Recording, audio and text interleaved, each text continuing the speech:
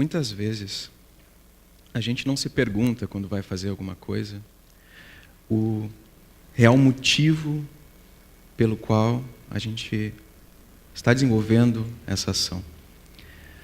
Para começar minha fala, eu gostaria de primeiro estabelecer isso, porque eu não venho aqui sozinho. Eu vim aqui para falar de heróis, de pessoas que eu conheci, de situações que eu vivenciei, de lugares que eu passei, e tudo isso, de alguma forma, me acompanha. Está aqui agora presente. Então, que isso que eu venho falar agora com vocês, possa, nesse momento, nesse lugar, ser de benefício tanto para nós, quanto para qualquer pessoa que venha tomar contato com isso. E qualquer coisa de positivo, qualquer coisa de construtivo que eu tiver para falar agora para vocês aqui, ela também não vem de mim. Ela também é fruto das incontáveis fontes de ensinamento que eu tive, das pessoas com quem eu me relacionei, os quais eu considero todos, invariavelmente, meus professores. E os erros, de alguma forma, são meus agora aqui. Durante a nossa estadia em Katmandu, no Nepal, eu tive a oportunidade de receber muitas coisas preciosíssimas. Isso não se relaciona apenas à estadia dentro do monastério. Isso se relaciona principalmente às relações que foram instituídas. Uma das principais foi a transmissão de um texto de um monge indiano chamado Shantideva. E nesse texto, Shantideva, ele coloca uma coisa que é extremamente intrigante e contraditória para a nossa mente. Toda a felicidade, todo o sofrimento no mundo vem de buscar a felicidade para si mesmo. Toda a felicidade do mundo vem de buscar propiciar felicidade para os demais. Essa citação, ela sempre me marcou muito e, ao mesmo tempo, para a nossa mente, ela é extremamente contraditória. Como isso? Como que eu vou conseguir ser feliz buscando uma felicidade externa para outras pessoas?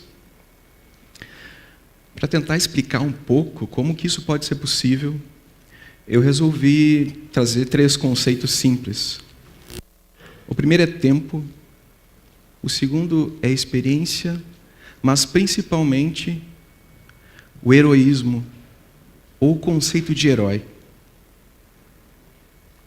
Esses conceitos, esses 3 conceitos, eles são, na cultura indiana e muito especificamente na cultura budista, tibetana, qual eu tenho contato, muito diferentes dos conceitos que a gente nutre no decorrer da nossa vida.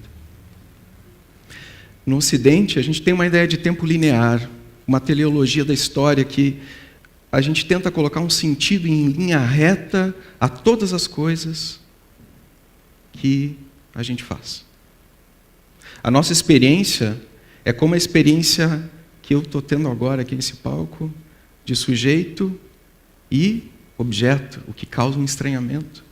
Porque nessa perspectiva ocidental, eu estou separado de vocês de alguma forma. Nessa perspectiva em que todos os filhos de um iluminismo europeu, a gente de alguma forma mantém, por mais que a gente resista a ela. E o conceito do herói, diferente, por exemplo, do conceito do mártir, o herói hollywoodiano é aquele que sobrevive no final do filme. É aquele que consegue passar por determinada situação, não necessariamente ileso, mas ele triunfa sobre a morte. Porque nós temos muito medo dela. A cultura ocidental, no geral, tem muito medo dela. Na cultura indiana, especificamente na cultura budista, a gente tem um conceito um pouco diferente. O tempo, ele deve ser transcendido, ele pode ser transcendido. a relação que se estabelece na experiência é uma relação que forma uma espécie de mandala. Todos têm na mente a ideia da mandala. A primeira imagem que eu mostrei, os monges tibetanos fazendo mandalas de areia. A ideia da mandala é que ela se torne um mapa bidimensional do palácio tridimensional da experiência. Todos os meus sentidos e a relação interdependente que eu tenho com as circunstâncias formam ao redor de mim, formam no meu fluxo mental uma mandala brilhante e colorida de experiências. A experiência, então, nessa cultura, ela é interdependente. É uma experiência que é construída a todo momento junto com a minha própria identidade. Eu me construo a partir de vocês. E o herói não é aquele que sobrevive até o final. Pelo contrário, o herói é aquele que morre e retorna incessantemente para suprimir, para diminuir o sofrimento dessa interdependência, essa insatisfatoriedade da existência.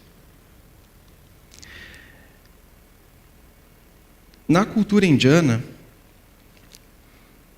tudo o que a gente percebe dentro dessa mandala, todos os movimentos que a gente faz no mundo, qualquer jornada que a gente empreenda, ela também tem um caráter heróico, mas não no sentido que existe uma jornada de um herói. Não, o herói, nesse contexto, ele é despersonalizado. O herói, ele não é uma pessoa que chega para te salvar de alguma coisa. Nesse contexto, toda experiência é uma espécie de herói. Toda experiência, quando é vivida de maneira consciente, é um herói que arranca debaixo dos escombros de uma tragédia a nossa própria iluminação, a nossa própria consciência do momento presente. Essa construção da experiência, essa ideia de herói, é caracterizada por Shantideva como o espírito de um bodhisattva. Um bodhisattva, dentro da cultura budista indiana e das diversas culturas budistas ao redor do mundo, ele é aquela pessoa que faz o voto de alguma forma, como eu falei, retornar sempre, a todo momento, para salvar a nossa própria consciência. Cada coisa que a gente vivencia vai formando, nesse sentido, a nossa mandala de experiência. Por exemplo, a nossa jornada, que começou em 2014, passando por vários lugares na Índia, no Ladakh, no Nepal, a cada momento em que nós caminhávamos por templos antigos, por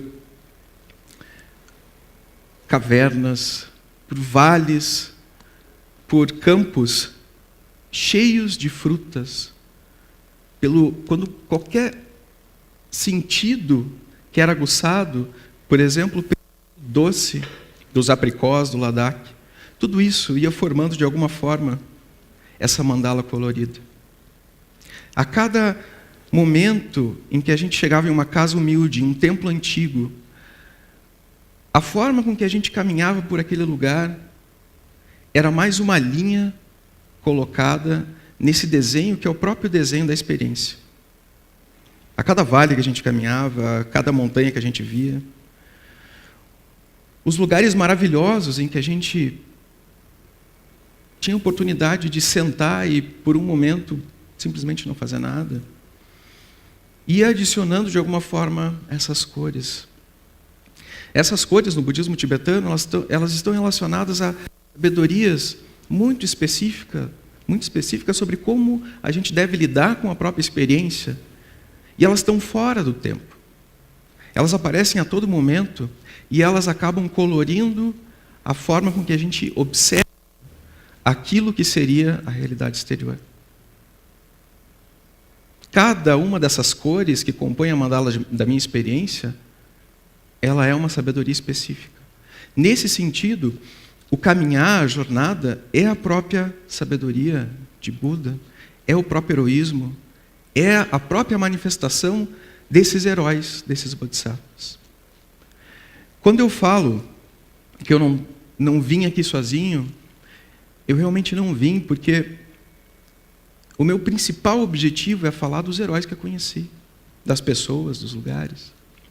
E quando eu digo que não são só pessoas, eu quero me referir, inclusive, a um conceito que vem da tradição budista, que esse tipo de herói, ele não precisa ser necessariamente corporificado, porque a ideia do sujeito aqui é muito diferente. Esse herói, inclusive Buda, nas histórias contadas pela tradição, ele se manifestava como animais, ele se manifestava como lugares, ele se manifestava inclusive como objetos sagrados para transmitir um determinado ensinamento. E quando eu digo transmitir, é o próprio processo de como a gente cria essa narrativa e a gente extrai ensinamentos da jornada. E a jornada não é uma viagem, pode ser uma viagem à Índia ou ao Nepal, mas ela pode ser também uma viagem para visitar nossos pais no interior. Essa mandala formada pela jornada, no caso da nossa jornada entre Índia e até Katmandu, ela sofreu, como as mandalas dos monges tibetanos, uma destruição, uma quebra abrupta durante o grande terremoto de 2015. Então, foi como se todas aquelas experiências que haviam sido construídas na mandala, elas se desfizessem com uma mão passando por cima. E essa é uma característica de toda experiência. As mandalas de experiência, elas se criam e elas se destroem a todo momento. Todo momento é um momento de crise, porque nós reconstruímos aquilo que a gente vê e aquilo que a gente é.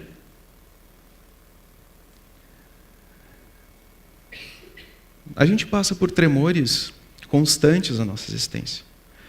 Eu conheci muitos heróis em Katmandu e eu acredito que a característica principal do herói é a presença.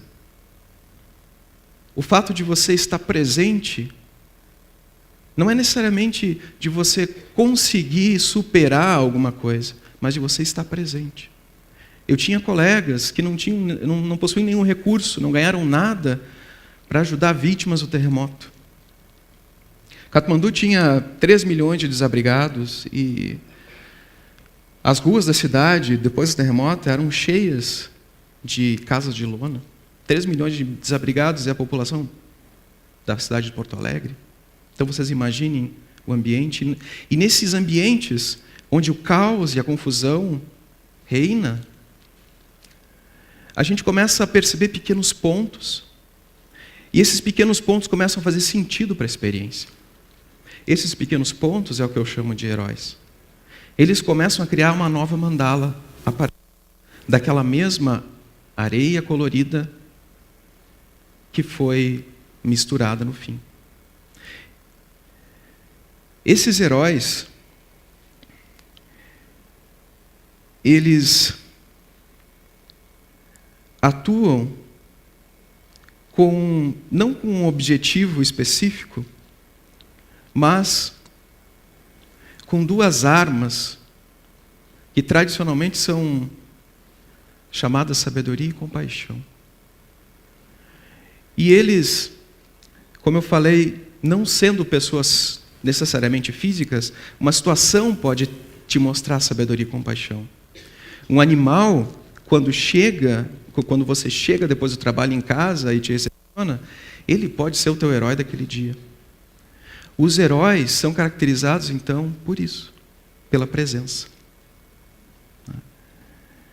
Eles são caracterizados por essa sabedoria que reconhece a experiência sendo criada a todo momento, a todo instante. Esses heróis, Eles estão sempre presentes nos nossos momentos de crise. Por mais que a gente acredite que eles não estão lá.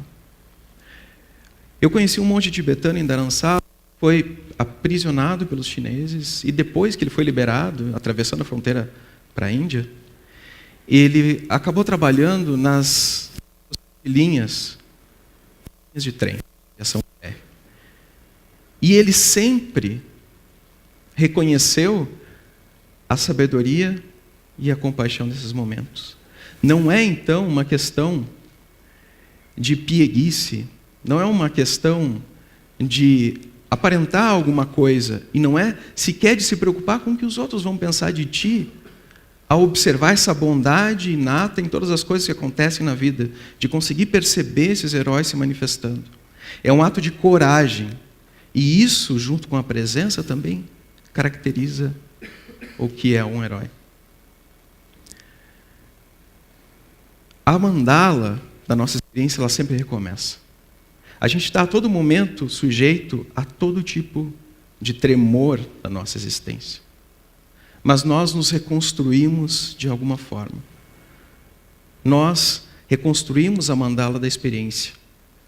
O importante é manter a consciência dessa construção e por perceber que não existe diferença nenhuma entre você e a mandala que está sendo criada de forma interdependente com tudo aquilo que você experiencia, que isso eu chamo de sabedoria, você acaba desenvolvendo a compaixão, a empatia.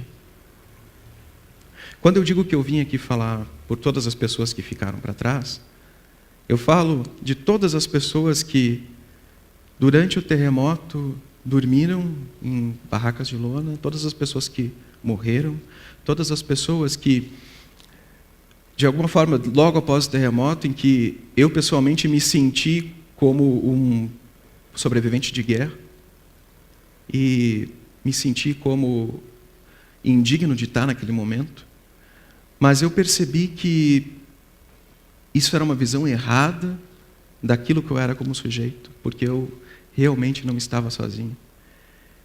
E se a mandala da nossa jornada inicial se desfez com o terremoto, eu percebi que esses heróis, a todo momento, eles nos salvam desses escombros da nossa confusão. E a mandala recomeça.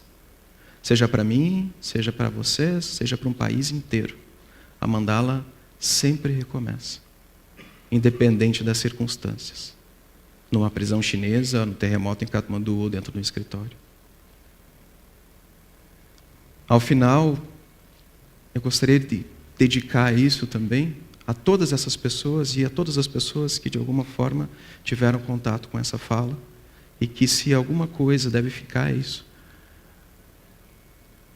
Sabedoria e compaixão, presença e coragem são o verdadeiro heroísmo. Obrigado.